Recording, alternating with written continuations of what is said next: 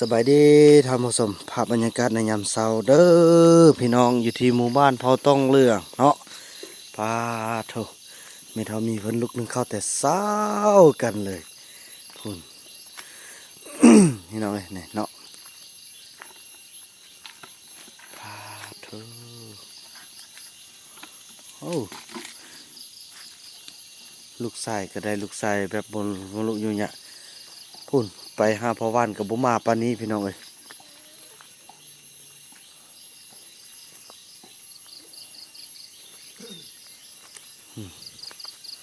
โอ้หนึ่งเขากินเงินพังเงินมันแล้วเนาะบันนี้เนาะคักแท้นั่นนี่น่ะโอ้จังได้ทางนี้น่ะลึกแล้วว่านางเอกน่ะนางเอกบ่ลึกเถอะนั่นก็คือสิฮักเมียเด้อพี่น้องเอ้ยยังอันไหนแบบเบาๆยันเขาบ่ให้เมียยังหั่นน่ะ โอ้เมียบ่เฮ็ดหยังกะย่านบ่ขอแต่อาบน้ำมันบ่อาบแล้วติเมื่อวานนี่น่ะอาบแล้วเด้อโอ้เมื่อวานเฮ็ดเวียกเด้อโอ้ดีอันนี้ท่านมืออื่นจึงแกะเด้อมื้อนี้อย่าเฝ้าแกะเด้อพอมันทำมันผ่านไปจาก24ชั่วโมงผ่านมื้ออื่นมื้อเช้าจึงแกะเอาพอมันยังมันใหม่อยู่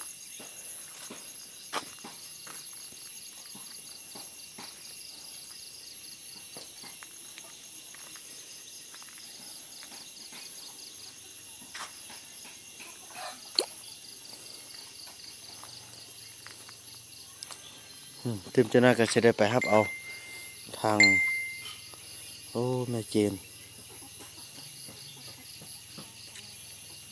ครับขึ้นบ้านใหม่ลูกแม่จะไปนะครับลูกครับ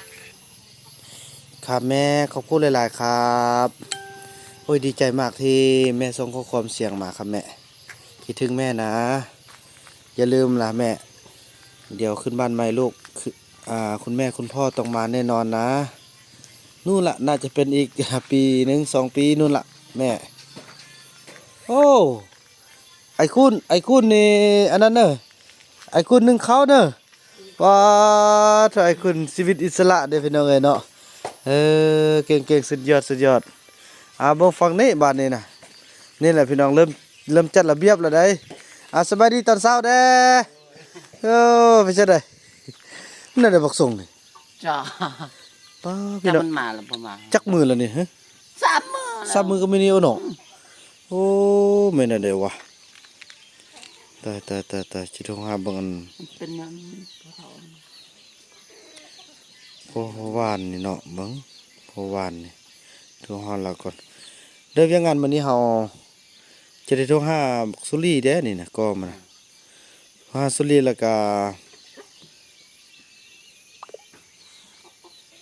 อันน่ะค่อยเต้นหันเขาเอามาไว้หันมาดติมื้ออื่นเลยจะพาสาวนุ่มไปกังหาแต่เช้านะก่อนง่ายเพราะว่าสิฝากไปเวียกแดนี่เข้ามาโอ้เด้อจังได๋อันลุงแล้วล่ะบ่เต้าโฮมกำลังได้แล้วบ่เดี๋ยวเพิ่นสิออกไปรับเอาเด้อบอกเด้อมาดติจะเอาสาวนุ่มมานั้นมากางเต็นท์ช่วยเฮาเวียกเฮามื้อนี้แหละมันให้มันแล้วอันนั้นเด้อบางทีโทรหาสุรีเนี่ยโทรหามันบ่รับสายหยังสุรีเนี่ยสิโทรหามันเอารถซิ่งมาสิโทรหาอันนายบ้านนากลางอันมันบ่เห็นมาลิ้นนำเนาะตอนนี้โทรหาแล้วเพิ่นยังประชุมอยู่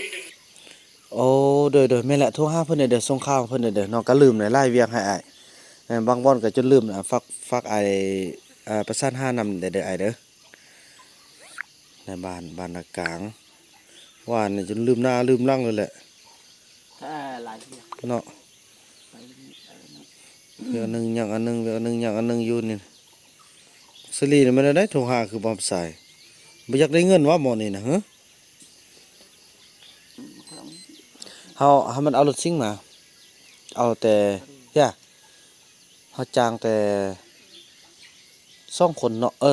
เอาผู้เดียวบวกกับรถซิ่งหั่นเอาก็เลย2 คนเนาะ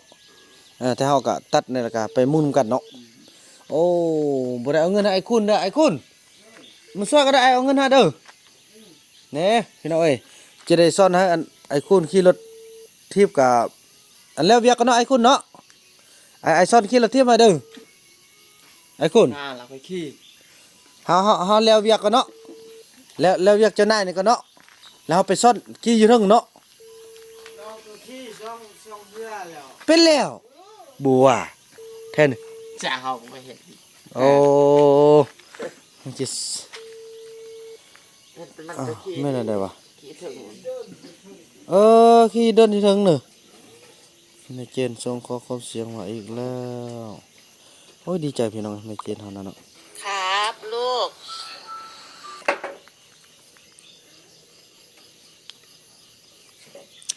ดีใจมากครับแม่อย่าลืมนะ เอา มาส่งตู้เย็นขึ้นบ้าน มาส่งรถมอเตอร์ไซค์ขึ้นบ้านนะแม่ ขอบคุณหลายๆเด้อแม่คิดถึงแม่นะสู้ๆครับแม่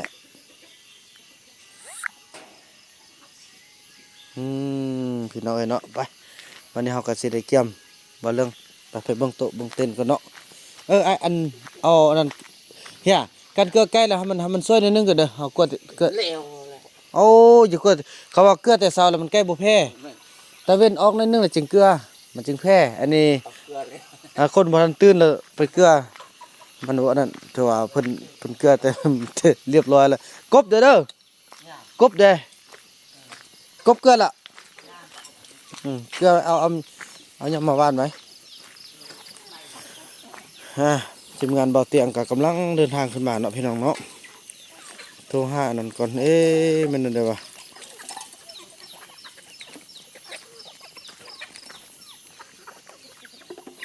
สุรีนี่มันนั่นเด้อสุรีเอาคนมาเฮ็ดเวียกพี่น้องจางตึ้มมื้อนี้นะ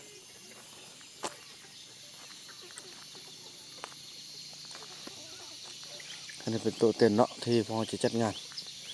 โอเคฝ่าอากาศก็ถือว่าบ่ตกเนาะมื้อนี้เนาะนี่จะเอาขี้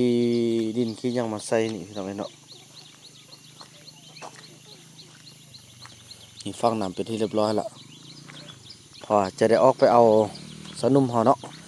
มากางเต็นท์พี่น้องเอ้ยตัวงานนี้ก็มันประสานทางแขวงทางเมืองทางบ้านเฮาพี่น้องเอ้ยเป็นงานส่วนร่วมเลยพี่น้องเนาะเป็นการที่ว่าผลสำเร็จของเมืองเนาะแต่ว่าผู้หลักๆแล้วก็เป็นเบาบุญนำนี่แหละพี่น้องว่าเรื่องเงินก่อนทรัพย์เนาะในการที่ออกจัดงานก็ยามันสู้สนพี่น้องเอ้ยเมื่อวานนี้ก็มีทางเจ้าของนี่ที่ว่าส่วนอันไทยส่วนเพราะว่าได้นัดเพิ่นวันที่25เนาะแต่ว่าผ่านมาแล้วเบาเนาะก็บ่มีเงินพี่น้องเอ้ยเนาะบอกเขาเจ้าว่าแล้วงานก่อนบ่ฮู้ว่าจะเหลือบ่ฮู้ว่าจะบ่พอสำหรับพี่น้องจัดงานนี่ก็ได้คนจำนวนโต๊ะนี่ประมาณ300กว่าสุดเนาะจะได้เกี่ยมสุดอันพิเศษให้ทางทีมงานใส่บุญเฮาโต๊ะนึงนี่ต่างพี่น้องเนาะเปิดนั่นก็ได้เปิดนำเซอร์ไล่นั่นออกก่อนสร้างบ่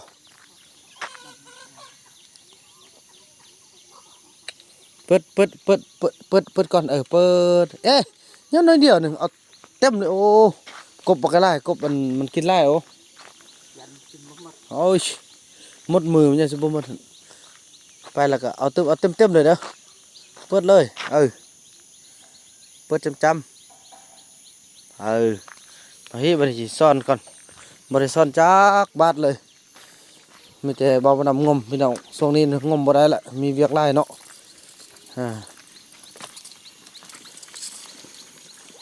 มาเอาใส่อันนั้นน่ะ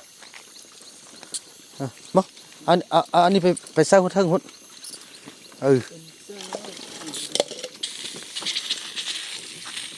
ใส่ยังใส่ใส่นัง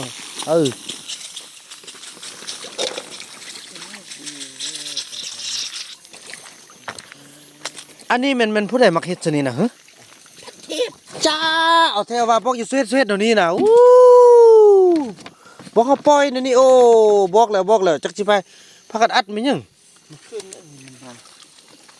มันมาขึ้นนี่ดิ ว่าแล้วก็บ่ฟังเนาะมึงอย่าอันนั้นไปใส่ได้ไหม เอาน้ำน่ะไปใส่เอาเนาะเฮ็ดสิดีมันข้างน้ำมันเหม็นอย่าว่าแห้งที่จัดงานมาอยู่หม้อบ่จัดงานนี่ซ้ำนี่โอ้เหม็นนี่เช็ดซะเด้ออันยูไปเป้าเลยก็ได้ยูยาวๆเลยอันนั้นเจ้าก็ว่างไว้ก่อนว่าอันนั้นน่ะฉะนั้นก็ได้อยู่คือกันก็ได้คือกันนั่นแหละน้ำนี่จะไปข้างมันอย่าว่าบอกกันเด้อปล่อยมันเต็มนี่แล้วก็ปล่อยมันออกไปมันน้ำมันข้างสิเหม็นงานเฮาแห้งอยู่หม้อนิดนึงอ่ะพยายามไล่เอาน้ำเหม็นมันออกเงี้ย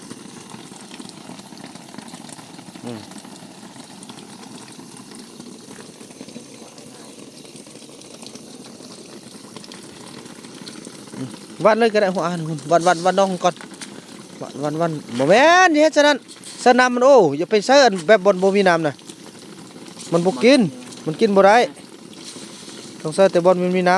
ำคุณทองคุณตึมบนไล่ๆน่ะโยนใส่ไล่ๆ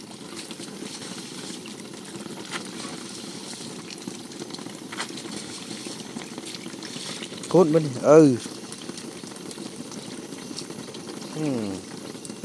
พอหรอกเอาตึมนิดนึงก่อน เสือลายมันเป็นกระบอกเป็นแบบนี้ บอกก็เด้ออย่าสุไปคัดเด้อนี่เด้อต้องปล่อยน้ำพอมันน้ำบ่อยากคักน้ำเหม็นบ่จะเป็นสาลายดอกน้ำนี่บอกหลายเทื่อแล้วบางเทื่อเราก็ลืมเป็นคนบ่เต็มคือกันเนี่ยนะก็ได้บ่เอาสู้ไปด้วยกันเด้อมีหยังก็เบิ่งท่าเด้อน้องสิออกไปเอานั่นก่อนเด้อออกไปเอาอันจุอันนั้นอย่าลืมเด้เปิดอาจจะจังได้จังนึงแล้วไปปิดเด้ไปเอาอันทางทีมงานสนุมบานพี่น้องเนาะคือถือว่ามาอันนั้นเนาะมากางเต็นท์จังสั้นเลยพี่น้องเอ้ยถือว่าคลิปนี้บ่าวนำจะขออนุญาตจบคลิปกันเพียงส่วนนี้ก่อนเนาะแล้วก็พบกันใหม่ในคลิปต่อไปพี่น้องเอ้ยคลิปนี้บ่าวนำขอกล่าวคำว่าสบายดี